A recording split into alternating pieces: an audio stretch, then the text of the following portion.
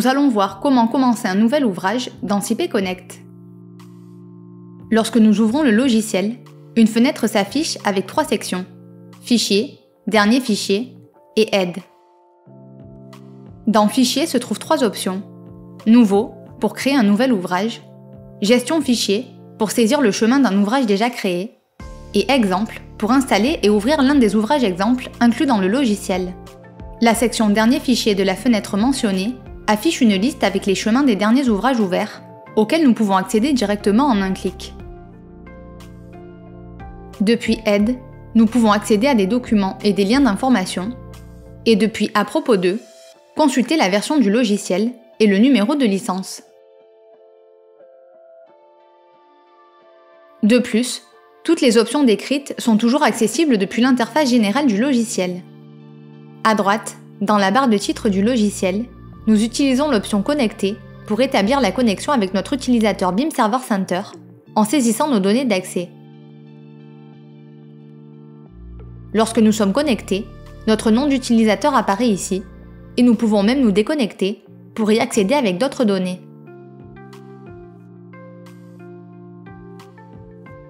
Nous allons maintenant créer un nouvel ouvrage.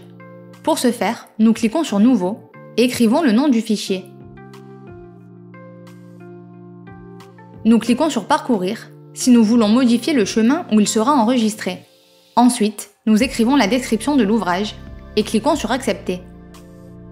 La fenêtre Sélection du projet s'affiche.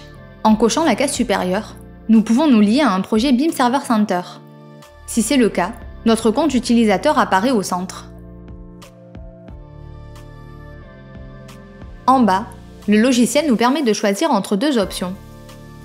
Nous pouvons cliquer sur Sélectionner projet pour choisir un projet de BIM Server Center déjà créé, ou utiliser l'option Créer nouveau projet pour en commencer un nouveau. Dans notre cas, nous sélectionnons un projet de BIM Server Center précédemment créé. En cliquant sur Accepter, nous accédons à la fenêtre Importation de modèle BIM, où nous pouvons prévisualiser les informations du modèle BIM développé dans celui-ci. Ici, il est également possible de réaliser la sélection du projet. Le tableau de la partie centrale permet de sélectionner les fichiers à inclure en cochant la case Importer dans chacun d'eux.